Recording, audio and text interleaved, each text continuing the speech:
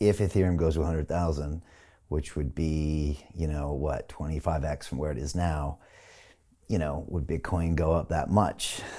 25x. Now that would keep the equal, but it would have to go up, I guess, 5x only to get those market caps kind of on par. I guess your point is that Ethereum can really scale because it's programmable and has all these other uses, where Bitcoin is still everybody's favorite pet rock to a certain extent. I don't think we're going to program anything on the Bitcoin ecosystem anytime soon.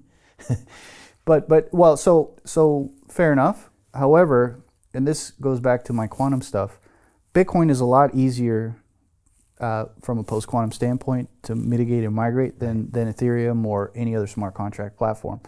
I think, so for Ethereum to overcome Bitcoin, the ETH BTC ratio will need to materially change, which means people will actually have to start selling Bitcoin for ETH. I'm not sure that a lot of people are going to do that. I mean, some people will, opportunistic people will, but other people will literally never sell their Bitcoin. Like, the community is just very diehard. What if institutions just come in and only buy Ethereum going forward? Well, that becomes the new meta, the new narrative, the new media. Like you said, maybe Ben pushed the Bitcoin, but if everyone's just, it's all about ETH, ETF, ETH, ETF.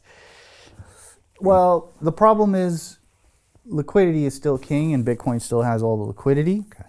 So, there's a lot of market forces. I definitely think Ethereum is going to do very well. I'm not sure it's going to flip Bitcoin, at least not in this cycle. Maybe it might kind of have a chance, but I think by the time we get to that point where maybe it's starting to flip, and let's see, we'll see. I'm sure we'll be buddies for a very long time, I hope, I'm sure. And so let's talk about it next year or the year after, we'll see. But if this quantum thesis is right, there's going to come a moment where, the flippening is almost there, and then the market realizes, wait a minute, Ethereum is much more vulnerable to this quantum stuff than Bitcoin. And in fact, nothing is easier to mitigate or migrate or manage than Bitcoin. And I think that's going to be the biggest thing to pump the price. And that's kind of the thing where I vehemently disagree with, Adam Beck, for example. I think calling it a scam and all of this stuff and just being outright dismissive of it is later going to be tremendously costly. Right? These are the hardcore maxis like Adam saying recently even that all whatever coins you call them or anything not Bitcoin is going to zero. Right. Just like all fiat systems are going to zero. My argument was, you're going to zero as well. What's your point? Does that mean, I don't know. I mean, the Earth is going to zero at some point. So it's a bit of a silly thing to say. Well, I got to give him credit, though, on the quantum stuff, just coming back to that. He has put together some proposals, and, he's got really good takes on it, I think, from a technical standpoint. And I think, but historically, he's been very wrong about Ethereum in the past in terms of price. And again, when this stuff starts to rip, it's very reflexive and very asymmetric. And I think, just like with war, every 4 years we kind of forget how this stuff goes, or we get, and then it just absolutely rips. I think we forget how things do rip. It's funny, I just had a flashback, John, that I got to Wall Street in 1993. I was 22 years old, and I was on the 33rd floor of Bankers Trust Plaza, where there was this massive 300-person trading floor, and I was on the derivatives desk, fixed income derivatives, and it was fucking nuts. And it was amazing times and brutal times. Like, people used to abuse you physically, mentally. There was no HR department to call. People cutting off your tie and trying to break your fingers with phones, and it was good times. But I remember they would show me around the room and be like, oh yeah, that's the Latin American desk. Of course, the Latin American crisis kind of thinned that out. And there's the Asian desk. We remember the Asian crisis. And then that's the Russian ruble desk. Of course, the Russian crisis. Then this is the mortgage desk. You remember the mortgage crisis. And I remember thinking, doesn't anybody ever learn?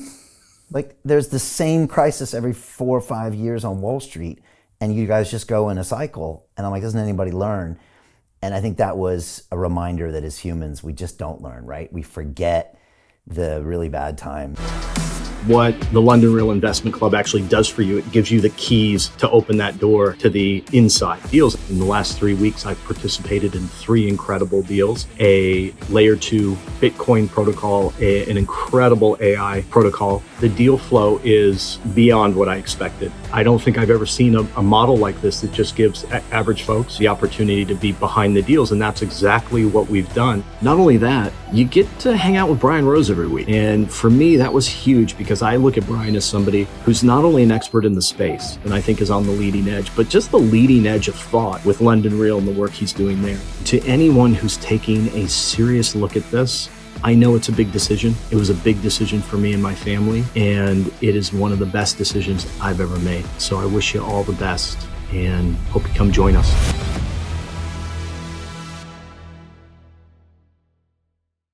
And then we forget those, 8x moments in Doge, and we just go back. It's just euphoria, and then we get hurt, and then we just repeat it again. And I think that's just a human phenomenon.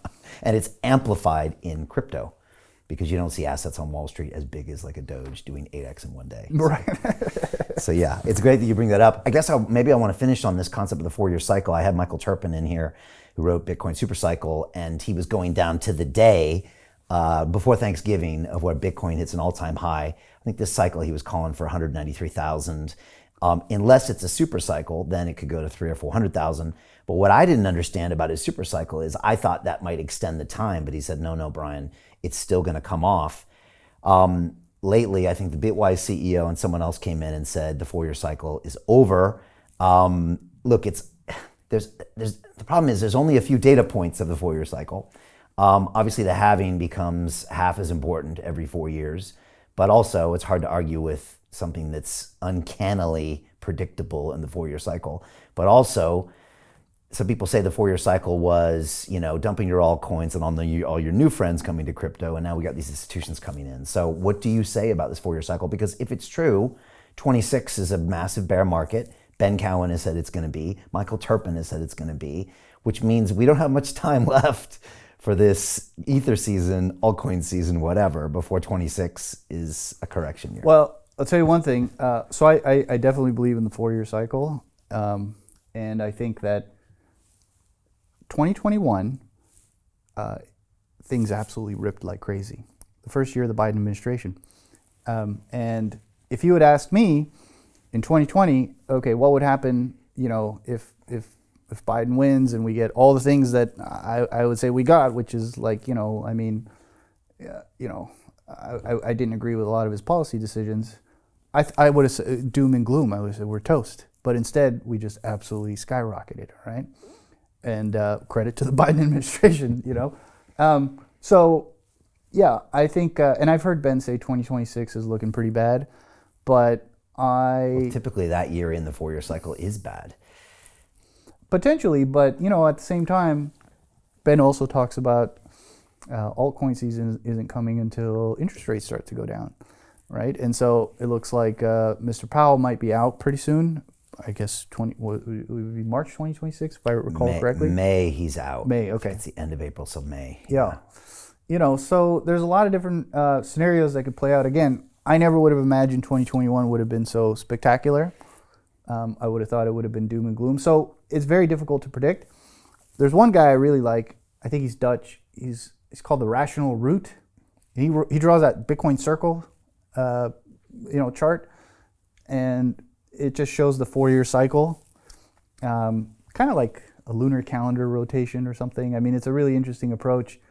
And so we're due pretty soon for the next move. I think Bitcoin's done a phenomenal job of ingratiating itself globally. And, it just takes a little bit more. I think we have to sustain, the effort. I think we have to continue to grow the industry. But, they still keep printing fiat. And the thing is, in a lot of other countries, they're printing more than ever, even now. Yeah. And I don't think that's going to stop anytime soon. Yeah. It's never going to stop. It's never going to stop. Let's just be honest. And the quantity of money is sort of the last point I would leave this on. It's changed. In other words, when you see OpenAI, Facebook, the tech companies battle for employees, kind of like, professional sports hiring a free agent or whatever. Yeah. People are getting hundreds of millions of dollars, and $1 billion in some cases. I used to think they paid us a lot on Wall Street.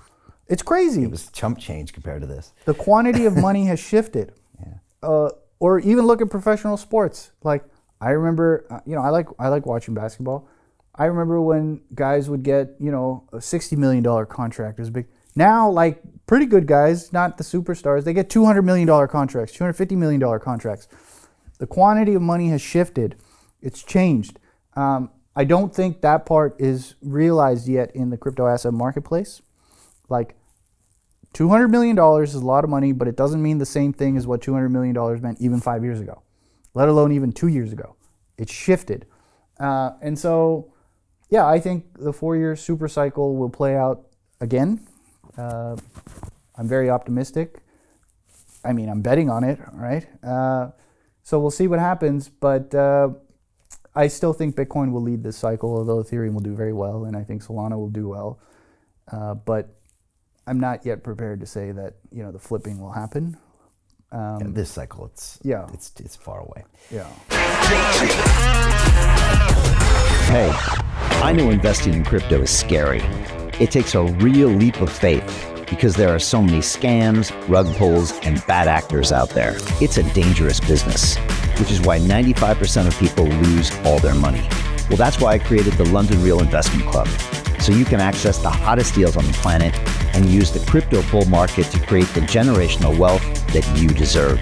Join my team of over 100 people from around the world that are making millions of dollars behind the scenes investing in blockchain, AI, Web3 games, DeFi, Bitcoin, and more. Don't miss out. Click the link below to book a call with one of my team now. But hurry, this bull market will end soon. I know investing in crypto can be scary. That's why you gotta join the investment club. Pull the trigger. Let's do this.